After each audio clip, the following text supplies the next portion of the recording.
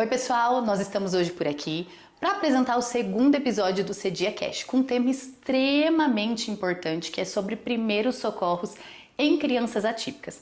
Para isso, eu convidei o Rogério, socorrista do SAMU de Arapongas. Rogério, conta pra gente um pouquinho como é o seu trabalho.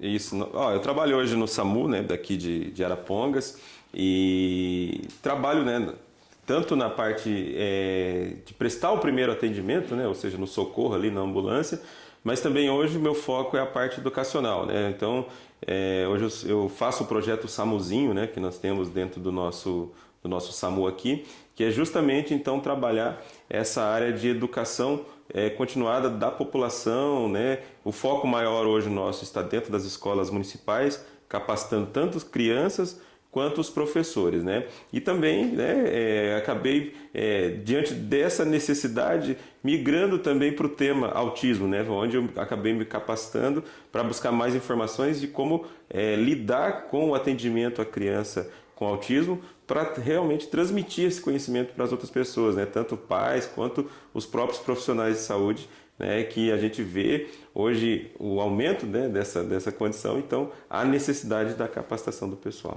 É um trabalho de conscientização e capacitação. Justamente, né? Principalmente a conscientização, né, que precisa conscientizar essa questão do autismo, né, para as pessoas, e também começar a capacitar, né, principalmente quem trabalha ou que vai trabalhar no atendimento, seja ela da segurança pública ou seja ela, né, do serviço de resgate e salvamento, como lidar nas situações de crise de uma criança atípica, né?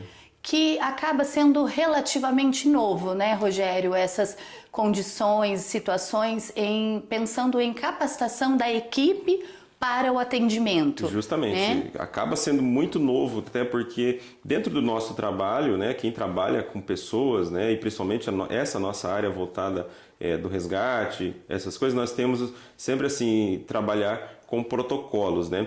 E quando você fala em protocolos, muitas vezes as pessoas acham que você tem que seguir um trilho. E eu sempre falo que não é o trilho. Rígido. É uma trilha. Porque o trem, ele anda somente sobre o trilho, né? E nós temos que ter uma trilha. A trilha, às vezes, eu posso pegar um atalho para eu fazer um melhor atendimento, né? Então, por isso que a gente tem que saber que como o autismo hoje, ele está muito presente, né? As pessoas que têm autismo hoje estão muito presentes na nossa sociedade. Então, a chance de você atender uma pessoa com essa situação é muito grande, então você tem que estar preparado também, né? Até porque a gente tem, falando nessa crescente, né, um dado ali de 1 para cada 31 crianças com transtorno do espectro do autismo. Né? Exatamente. E a gente sabe que isso é um dado voltado ali para os Estados Unidos, porém, algumas regiões ainda não têm esse dado com precisão. Então a gente entende que isso vem aumentando e que de fato é uma crescente, o que faz com que esses profissionais precisem estar cada vez mais capacitados, né? Pegando esse gancho ali dessa crescente, Rogério, essas pessoas com transtorno do espectro do autismo ou pessoas ali com um desenvolvimento atípico, elas acabam tendo mais chances de riscos de acidente, situações ali que podem precisar mais de um serviço do SAMU ou de primeiros socorros. Como que acontece? Esse dado é diferente? Esse dado ele é diferente e ele é um dado que já existe comprovações, né, a respeito dessa situação. Principalmente, vamos colocar primeiramente a parte de acidentes domésticos mesmo, né, relacionado às crianças, né, com autismo, devido àquela falta de percepção do perigo que ela tem, né? Então, quanto a isso, então já começa, né, nessa situação. E aí, voltando para a parte clínica, né, por exemplo, epilepsia, né, que é um dos casos... Uma comorbidade. Que é uma comorbidade que as crianças mais apresentam, e um dos motivos que elas apresentam essas situações de risco é que normalmente é difícil o diagnóstico do autismo. Né, já começa por aí. Sim. E aí você também não consegue muitas vezes diagnosticar aquela epilepsia devido às vezes à epilepsia focal, né, ou então aqueles movimentos tônico-clônicos, né, de repetitivos. Às vezes os pais confundem com até aqueles movimentos, né, que a criança faz mesmo, que tem a questão do autismo. Então tudo isso aí acaba dificultando esse diagnóstico da epilepsia. Sim. E muitas vezes também o risco de mortes, né, das crianças com epilepsia é aquela questão da criança dormir sozinha, sem diagnóstico de epilepsia, sem aderir... Sem saber o que está acontecendo, exatamente, aderir ao né? tratamento, não tomar medicamento, esse tipo de situação ali. E claro então, que aí você aumenta o risco. Aumenta o risco por conta disso, entendeu? E tem acidentes que acabam acontecendo mais com essas pessoas, a gente também tem esse dado para entender o que a gente pode promover, talvez, mais prevenção, né? Hoje o maior número de acidentes relacionados à criança atípica é o afogamento, né? Porque ele tem aquela fascinação pela água, né? Ele adora a água e tal. Às vezes um hiperfoco, Isso, exatamente. Né? Então, ou seja, ele acaba realmente, então o afogamento ele acaba se tornando ali 160 vezes mais perigoso para a criança. Propício para acontecer. Por conta dessas situações, né? Então, ou seja, e a pergunta que você me fez a respeito do que pode fazer para evitar, né? Primeiramente, o quanto mais cedo possível o pai colocar a criança numa aula de natação adaptada, isso é primordial para evitar esse tipo de situações. Aí fora aquelas outras prevenções, principalmente se você tiver uma piscina em casa, né? Essa piscina está cercada, existe até, né, sistema de alarme, né, de presença para você colocar ali na borda da piscina, então, ou seja, não tem ninguém na piscina, aciona, deixa o alarme acionado. Se cair ou entrar alguém dentro daquela piscina, o alarme vai ser disparado e você sabe que caiu alguém da piscina, né? Então, ou seja, são várias situações ali, além das orientações que você pode estar fazendo para a criança, né? Mas principalmente a prevenção hoje, ela vai ser primordial nesse fato. A melhor né? ação é a prevenção. Exatamente, né? Vamos isso, a gente pode usar essa frase como base. Cabe corretamente aí para esse tema, entendeu? E quando eu falo ali em questões de taxa de mortalidade, em acidentes com pessoas autistas, isso também é diferente do típico e do atípico? Acaba sendo por conta, né, pelo fato do afogamento ele ser um tipo de acidente já que envolve um risco grande de morte, né? Então ele também lidera essas situações, né? E a outra situação é essa questão da falta da percepção do risco, né? Recentemente até tivemos um caso de uma menininha que acabou infelizmente caindo num penhasco no Rio Grande do Sul, né, que foi justamente, com certeza, relacionado a essa situação. Ela não teve a percepção do perigo e acabou avançando na área ali, então acabou acontecendo essa fatalidade. Então, realmente, por isso que tem que haver esse cuidado e vigilância maior, né? Não há condição de quem é pai de criança atípica já sabe dessa condição, mas qualquer cuidado ainda é pouco, né? Diante desse. É importante os pais também estarem instrumentalizados com relação à prevenção de riscos, né? Entender ali o que o quadro pode trazer. Geralmente eles se envolvem, né? Eles se envolvem nessas situações até por conta do comportamento impulsivo.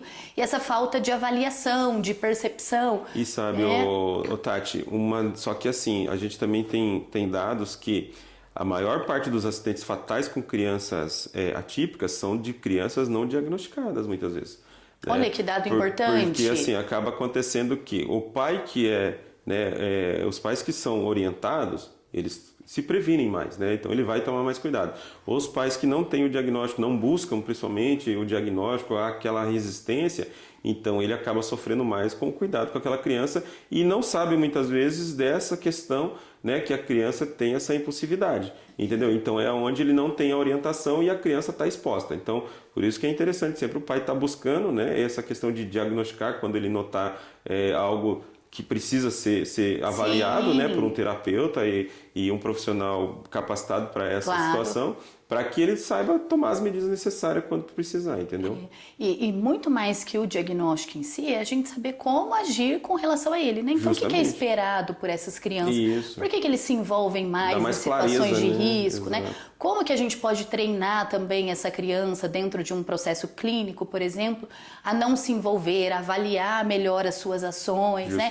Enfim, a desenvolver essas habilidades. Então, tem toda uma situação que envolve pais e filhos, para que a gente volte lá na prevenção, igual você falou, né? E em situações de acidente, por exemplo, com uma criança com transtorno do espectro do autismo, como é que eu abordo? Tem diferença na abordagem? Sim, existe uma diferença, né, na abordagem da criança, devido à condição especial que ela se encontra ali, né? Mas uma coisa que a gente tem que frisar para a população é que, independente então da questão da saúde, essa abordagem ela não se aplica, né? Primeiramente eu tenho que realmente cuidar da saúde e segurança tanto da criança quanto de quem vai prestar o atendimento. Eu tenho até aqui um protocolo, né, chamado avaliação táticas de comunicação com essa criança, né, que é uma das principais coisas que nós temos que avaliar, né. Foi um protocolo criado até por um major do Corpo de Bombeiros do Paraná, né, ele é autista e tem um filho autista, né? Então ele mesmo buscou esses dados para que ele criasse isso e acabou se tornando mesmo, né? Hoje está se tornando uma bíblia, vamos dizer assim, para atendimento. Um guia para os profissionais, exatamente, né? Um guia para os profissionais, exatamente, né? Então a primeira coisa que o pai, né, ou a pessoa que está na cena, é na ligação. A própria ligação ela já tem que vir com a informação que está se tratando daquela vítima que é uma criança atípica, né? Que informações? Passado, aconteceu o acidente, o que foi, mas uma daquelas vítimas que encontra-se no acidente, naquela situação, ela possui, aqui, principalmente a que vai precisar do atendimento, né? Que ela encontra-se com o espectro. Outra informação importante, que é muito válido, é que se você vai pedir um atendimento para uma pessoa que não é autista, mas na sua casa tem, informa também, para que a ambulância não chegue com sirene ligada, muitas vezes, para que a ambulância não chegue com giroflex ligado, porque às vezes pode acionar um gatilho ali naquela criança e começar, de repente, ali aquela criança... Por conta dos estímulos sensoriais, exatamente, né? por conta dos estímulos sensoriais que aquela criança tem. Então, de repente, você chega numa cena para atender uma situação e vai ter que controlar uma outra situação. Sim. Então, são as informações no telefonema referente a essas situações de crianças atípicas, ela é muito importante. Tá? Saber que naquela residência existe, né, crianças atípicas, para que o próprio socorrista, o próprio serviço de emergência que está deslocando para aquela residência já comece a ir preparado para atender essa situação. Então, as informações são muito importantes, né? Minimizar estímulos. Minimizar estímulos, então, nós acabamos de falar referente a essa questão de sons, barulhos, sirenes, né? E luz é muito importante. Uma das questões que eu gostaria de comentar, as ambulâncias agora também já estão vindo pré-adaptadas, né, para umas situações como essa. Então, antigamente era muita luz na ambulância. Muita luz ainda existe, né, no interior da ambulância, mas também nós temos a baixa luz, né, que são luz de LEDs, né, em determinados locais, luz mais azul, né, para deixar a criança mais calma, né? Então, algumas ambulâncias, até aqui em Arapongas hoje nós temos 2 ambulâncias que têm essa iluminação voltada para a criança autista, para uma situação como essa, né? A gente for atender ela ali, então ela receber pouco estímulo de luz ali, para que o ambiente fique mais tranquilo para ela ali. Aí a importância de informar que essa criança está dentro do espectro, né? Que antecede essa tomada de decisão. A tomada de decisão e qual ambulância que de repente dá para deslocar para aquela situação, né? Dá para tomar essa decisão, né? Utilizar instruções curtas e visíveis. Isso é muito importante no atendimento à criança. Porque o autista ele gosta de trabalhar, ele precisa ser trabalhado com a previsão. Então, ou seja, ele tem um machucado, você com certeza vai ter que se abaixar, vai ter que falar com ele frente a frente, tudo você vai explicar de forma antecipada o que você vai fazer. Por exemplo, um machucadinho. Olha, o tio você está com um machucado na mão. Eu vou ter que fazer um curativo na sua mão. Antes de tocar, você avisar ele que você vai tocar ele. Exatamente. Então, isso é muito importante ser avisado antes, né, para que você, né, não desengatilhe ali alguma situação de tensão, né? E respeitar o tempo da criança. Isso é, assim, algo extremamente importante, que isso é o que mais muda no atendimento para o autista. Tá? Você respeitar o tempo. Por quê? Como eu falei, eliminou todas aquelas situações de emergência, então o tempo para aquela criança ter a condição de regular, né, o seu neurológico vai ter que existir. Não adianta você querer falar que, né, vamos logo, tem que andar logo, Não, gente, com ele é diferente. Com esse tipo de abordagem vai ter que ser diferente. Vai ter que haver mais tempo, a ocorrência vai demorar mais, né? Existe até condições, se houver a possibilidade, né, dentro do protocolo, de a criança ir no carro dos pais, é melhor que faça dessa forma, né, do que você tentar colocar ele dentro da ambulância, sendo que às vezes você vai piorar aquela situação. Né? Então esses são os passos ali que normalmente a gente pede para que seja seguido, né, que obter informações, minimizar estímulos, esse tipo de coisa ali é umas coisas muito importantes, Tati. Embora tenha esse protocolo e a gente entende esse movimento e capacitação dos profissionais, eles ainda podem cometer erros? Que tipo de erros são esses na hora de abordar uma criança com transtorno do espectro do autismo? Como é uma situação muito nova, né? Então, ou seja, não está todo mundo preparado ou capacitado, né, ainda para esse tema, né? Principalmente dentro desses contextos aí de emergência, né? Então, há condição, sim, de cometer o erro, principalmente nessa questão de querer agilizar o atendimento, né? Essa parte é a parte que mais preocupa, devido à vida que a gente leva dentro do nosso serviço, né? A gente sempre pensa que a gente precisa agilizar para, muitas vezes, atender outros acidentes, outras situações, mas ali aquele atendimento, ele em particular, ele é diferenciado, então ele demanda mais tempo. Então, eu acho que o maior erro que pode ser cometido, talvez, pelas equipes, é essa situação, né, de querer acelerar o procedimento, sendo que nós vamos ter que pôr o pé no freio ali e não vai conseguir evoluir. Na verdade, quanto mais você pressionar, mais tempo você vai ficar. Né? Então, é no tempo Vai piorar a situação, justamente. Podemos usar esse termo, E uma coisa né? muito importante, Tati, que tem que haver é você trazer alguém da família junto no atendimento. E isso, assim, o cuidador dele ali, ele precisa estar junto, né? Então, não adianta você querer atender a criança ali que tem essa questão do autismo sozinho, né? Ele não vai confiar em você até certo momento. Então, se tiver o cuidador que vai saber, principalmente, responder a maioria das perguntas, né? Ou saber como conduzir aquela situação, ou tem ali aquela questão do objeto de conforto, né? De apego que eles têm, né? Então isso é muito importante, estar atento a essa situação. Então, se ele quer lá o dinossauro dele, dê o dinossauro dele. Aquilo vai acabar com aquele estresse daquele momento e pode ter certeza que vai ser muito mais tranquilo, né, a situação, porque tem exemplos, né? Até nesse próprio curso ali eles estavam dando pra gente que aconteceu um acidente, não aconteceu nada com a criança, ela estava presa no cinto e tal, mas no impacto o dinossauro dela caiu. Foi. E ela não conseguia falar. Ela não conseguia falar que era aquilo. Ela estava, né, no momento regulatório dela ali, mas totalmente em crise, e ninguém entendia, e todo mundo tentando conter, segurar e tal. E aí a cuidadora se ligou e viu, né, que estava caindo. Deu essa dica. Olha, é o dinossauro, dá o dinossauro. Deu o dinossauro lá, pronto, resolvido. Acabou o estresse do atendimento. Então, realmente são passos simples que você precisa estar atento, né? Estar atento a essa situação. E quem conhece a criança, melhor ainda estar próximo ao atendimento. Esse cuidador, ele vai ser um guia de suporte, né? Para que a equipe possa também fazer um trabalho mais qualificado com relação ao atendimento dessa criança, né? Quem conhece a criança ali naquele momento é muito mais do que o teu próprio conhecimento que você tem sobre atendimento. E vão ser aliados. Vai funcionar. Para o suporte para aquela criança. Justamente. E você comentou sobre a ligação, os dados que você vai passar ali, o quanto eles são importantes quando você faz essa primeira ligação. O nível de suporte dessa criança com TEA, ele também conta com relação à abordagem? É uma informação importante? Ele vai ser uma informação importante, né, devido à condição que a criança pode estar apresentando, né, naquela situação. Porém, né, quanto mais munido de informação a gente chegar no local, isso vai ser importante para o nosso deslocamento e também a forma de chegar nessa residência, né? Porque através do nível de suporte que talvez será a pergunta, né, que vai ser feito para ela ali, quais são os estímulos, né, aquelas coisas todas. Então, a gente vai saber como lidar com aquela situação. Então, sempre o maior número de informações é importante chegar na nossa central, né? Porque daí, quando eu chegar até a pessoa, né, até a residência, o cuidador abordar uma coisa muito importante, né, que eu digo assim, né, o nosso público aqui que está assistindo vai ser o nome da criança, né? A criança ser tratada pelo nome, isso é muito importante. Ponto de referência dela, né? Exatamente. Então, o cuidador já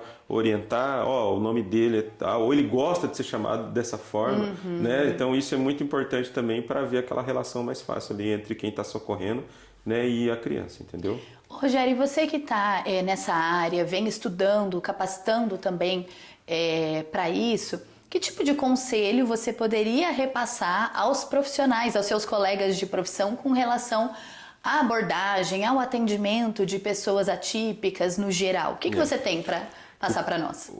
O passar, né, para o pessoal, primeiramente, é capacitar nesse tema, né? O capacitar nesse tema, ele é fundamental, né? Porque como eu disse lá no começo, né, nós aprendemos o trilho, né, mas nós temos no autismo que andar na trilha, porque nós vamos ter que sair do protocolo, né? Porque a forma de você chegar, abordar, saber que aqueles estímulos muitas vezes está sendo desenvolvido de uma forma por algo que está ali dentro do próprio ambiente, né, que eu consigo minimizar, a forma da linguagem, né, a minha forma de conversar com essa criança, ela tem que ser muito clara, né, como diz lá, o autismo ele é muito literal, né, então tudo que você falar para ele às vezes vai levar o pé da letra para você. Sim. Então não adianta você, né, tentar, então você tem que ser muito claro no que você está falando e tentar informar. Então tudo isso aí é coisa que a gente sabe que precisa ser superado por nós profissionais da saúde, por nós profissionais principalmente da área da emergência, segurança pública, né? Que o tratamento e o trabalho com autismo ele precisa de muita capacitação, muita conversa, muita gente que entende do assunto para vir passar para nós, né? Claro. Esse tipo de condição, para que na hora da emergência ela seja conduzida da melhor forma possível. É muito, muito importante. Para isso, tem treinamentos hoje específicos de equipe? Como que funciona? Como que é esse movimento hoje? O movimento hoje ele acaba sendo um pouco mais individual. Cada um hoje busca o seu. Busca o seu, né? Infelizmente, sabe, Tati, a gente não vê um movimento institucional, né? São poucas instituições. Hoje o Corpo de Bombeiros do Paraná ele tem a cartilha para atendimento ao autismo, né? Foi aonde eu busquei o conhecimento, então eu fui atrás, acabei encontrei o Major, né? E através do Major eu vi, né, um caminho enorme dessa ponte. E ele fala, a gente tem que criar ponte para esse atendimento. Claro. Não existe a ponte para chegar nesse tipo de atendimento. Então, ou seja, eu vi que a ponte é enorme. Para a gente chegar ali no atendimento e ter êxito no atendimento. Então, ou seja, e isso eu notei, sabe o que me chamou a atenção quando eu fui procurar foi um acidente que aconteceu aqui em Arapongas. O motorista ele tinha um nível de suporte, né, de autismo, e eu notei a forma que o bombeiro atendeu ele. Né? Eu vi que o bombeiro retirou ele do local, o bombeiro isolou ele e tal, e eu chamou atenção. Chamou minha atenção. Eu falei, eles fugiram do protocolo normal, que era imobilizar o paciente dentro do carro, aquela coisa toda, e eu fui buscar, conversei com o pessoal do bombeiro, né, perguntei, né, eu não fui questionar o porquê que eles não imobilizaram, Sim. Né, porque o normal é isso, né, das pessoas querer questionar por que você não fez o protocolo. Não, eu fui questionar por que foi feito daquela forma, né, e aí eles me orientaram que há um protocolo dentro do Corpo de Bombeiros. Eu falei, poxa, que interessante isso, então eu vou atrás. Eu vou atrás para quê? Para tentar transmitir isso, né, então foi onde eu comecei a achar isso, então eu acho de suma importância, porque hoje, né, são raros as instituições que trabalham esse tema. Que muito vão raro. direcionar os profissionais. Então, e, por exemplo, dentro do SAMU, principalmente, eu tenho propriedade de falar isso, hoje fazem 16 anos que eu trabalho dentro do SAMU, não há uma capacitação específica. Não há. O que há é uma capacitação individualizada de cada um que busca. Que vai buscar. Exatamente esse tipo de atendimento. E falando em tudo isso, e o quanto o conhecer sobre o quadro é importante para os profissionais, mas a pessoa também saber o que ela tem, os familiares, quem cuida.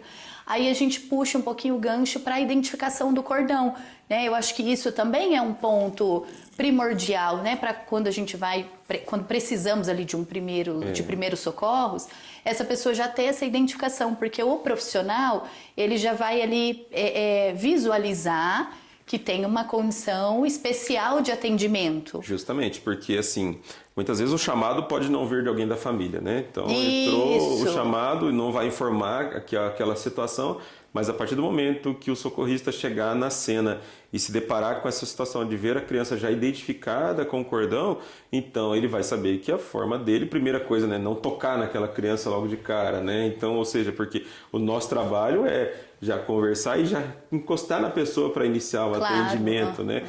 Mesmo se eu não estou visualizando nenhuma lesão, existe um protocolo de fazer o controle cervical. Então, você imagina o autista já chegar e colocar um colar cervical nele, né? Então, ou seja, a gente não vai ter êxito nesse atendimento. Então, o fato dele já não é rotular, né? A gente vê esse tipo de coisa. Você vai rotular o autista? Jamais. Jamais, né? Você está, na verdade, prevenindo ele, né? Cuidado com ele, é um né? cuidado maior com ele por ele ser atípico, né? Então, ou seja, é importantíssimo, sim, a criança, o espectro autismo, para situações até como essa, né? Isso é uma situação que ele pode, né? Que nós podemos trabalhar e orientar os pais sempre manter essa criança identificada com os cordões ali, né, onde vai ter os seus níveis, né, de suporte, entendeu? Por isso, voltamos na questão da prevenção, né? Justo. O quanto é importante a gente prevenir para que a gente não se depare com essas situações ou que quando se depare a gente tenha ali ferramentas o suficiente para ser um bom atendimento. Um aliado, né? exatamente. Tem que ser um aliado. Isso vai ser uma questão importantíssima na questão da prevenção. Rogério, a gente conversou sobre tudo isso, que é um tema de extrema importância, né? Mas uma pergunta que eu gostaria de fazer é, com situações de engasgo nas crianças, isso também acontece muito na criança com TEA, né? A gente percebe, eles levam muito mais itens à boca, às vezes sem avaliar esse risco, mas de maneira geral, uma situação de engasgo.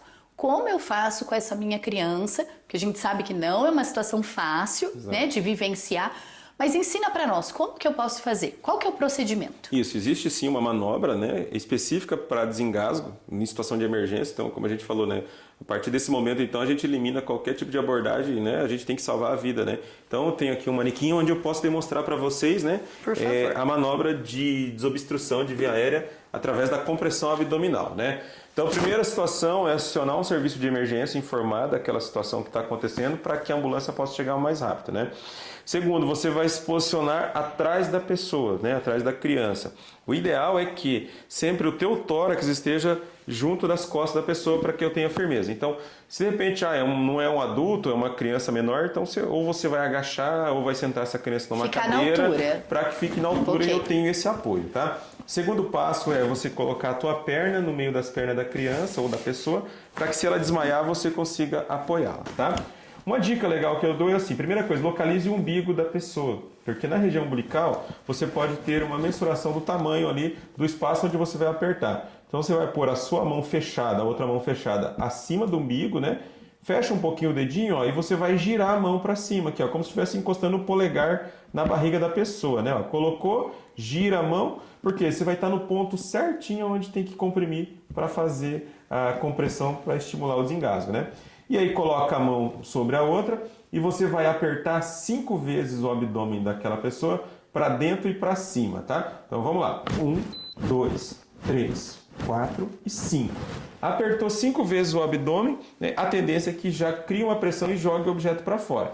Caso você notou que a pessoa não consiga tossir, não está respirando ainda, então você vai segurar aqui embaixo do queixo dela, colocá-la um pouquinho para frente e dar 5 tapas no meio das costas dela.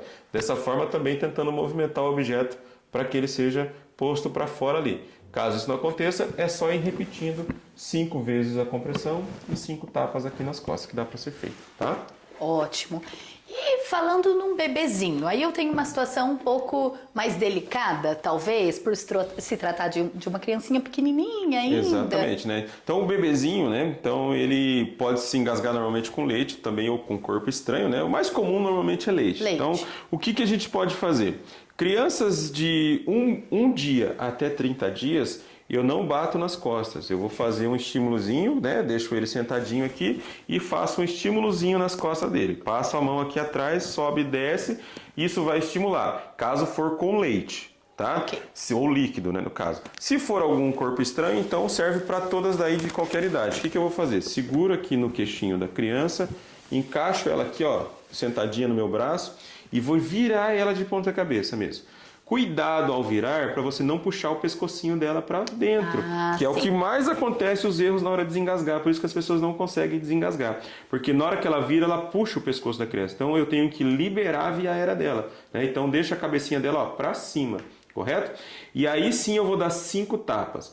Outra situação, não são 5 tapas um atrás do outro, eu vou dar o primeiro tapa e já avalio. Por quê? Se nesse primeiro tapinho eu já desengasguei, eu não vou dar mais 4 tapas. Claro. Não posso, porque há o risco sim de machucar e lesionar essa criança. Então, caso não desengasgou, então eu faço mais os 4 tapas.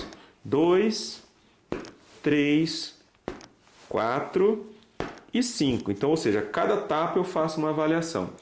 Caso não saiu nada, principalmente o choro, a criança não começou a chorar, isso é sinal que ela está ainda engasgada. Então, o que eu vou fazer? Coloco a minha mão atrás da cabeça dela, ó, e giro ela. Ela já vai cair de frente para mim. Posso apoiar o pezinho dela aqui para ela não cair. E com 2 dedos eu vou comprimir no centro do tórax dela, na linha mamilarzinha dela aqui, ó. 2 dedinhos, 5 vezes. 1, 2, 3, 4, 5. Aqui eu vou estar fazendo a compressão para tentar jogar para fora. Mas aqui eu já estou fazendo e já estou observando na boca dela. Okay. Se voltar, eu paro, não preciso. Se voltou, pega uma fraldinha, um paninho limpo, né? O leite, de repente, ou se é um objeto, um corpo estranho, com a ponta do dedo aqui eu posso fazer a varredura e retirar e segurar ele de pezinho ali e aguardar o socorro chegar para fazer uma avaliação melhor, se está tudo ok, se vai precisar ir para o hospital, algo nesse sentido, entendeu? Rogério, essas situações de engasgo, elas geralmente acontecem após a amamentação, enquanto o bebezinho, a gente coloca o bebezinho ali para arrotar. Existe algum procedimento que é mais recomendado, que minimiza essas situações? Sim, existe, né? O fato você mesmo comentou, né? De colocar o bebezinho para arrotar é um deles, né? Só que onde o pessoal comete mais erros, Tati, é na questão assim, o tempo de colocar ele para arrotar.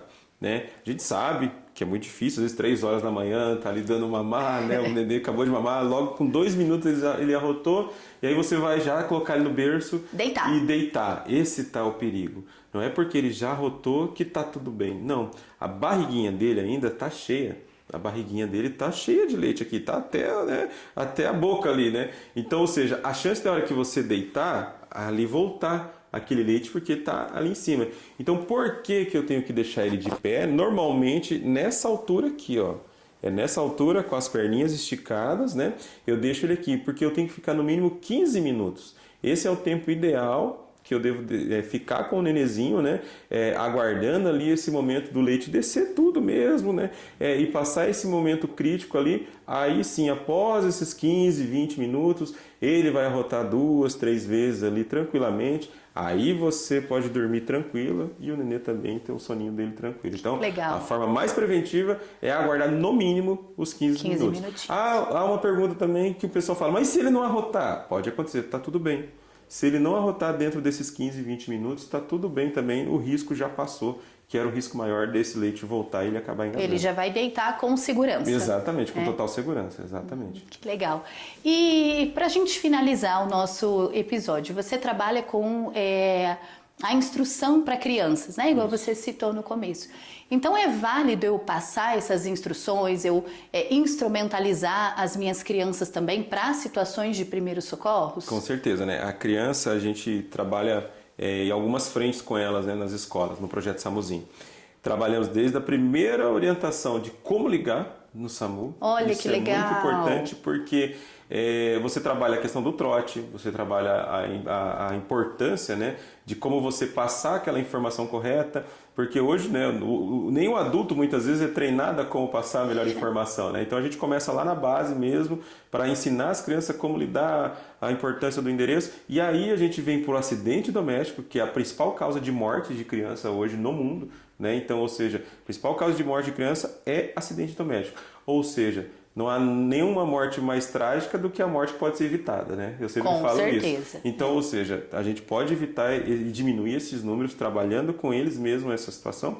E aí a gente vem com o primeiro socorro, onde eu ensino eles, né, essa questão do desengasgo, essa questão de sangramento, uma parada cardiorrespiratória e como identificar. Para a criança conseguir passar no telefone para nós ali que o pai, o avô, o irmão está às vezes numa parada cardiorrespiratória, então a gente consegue transmitir e eles absorvem muito bem. Eles absorvem assim extremamente ali aquela situação que se você perguntar daqui uma semana para ele, ele te dá a mesma palestra ali que você acabou dando. Então realmente é válido ensinar as crianças atitudes, né, que salvam vidas e orientações principalmente em como lidar em situações de emergência, o número de telefone, essas coisas, né? Que legal, né? É um trabalho muito rico e muito importante. Importantíssimo. Eu já aprendi, hoje eu faço esse trabalho em Arapongas já tem 3 anos, né, que eu estou atendendo ali.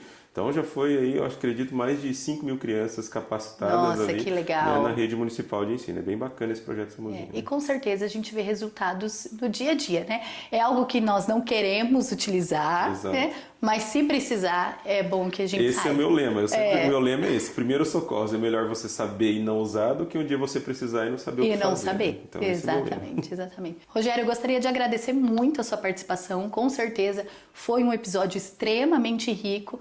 Quero pedir para você que assistiu e acompanhou, que compartilhe essas informações, porque ela é muito válida para todos nós. E até o próximo.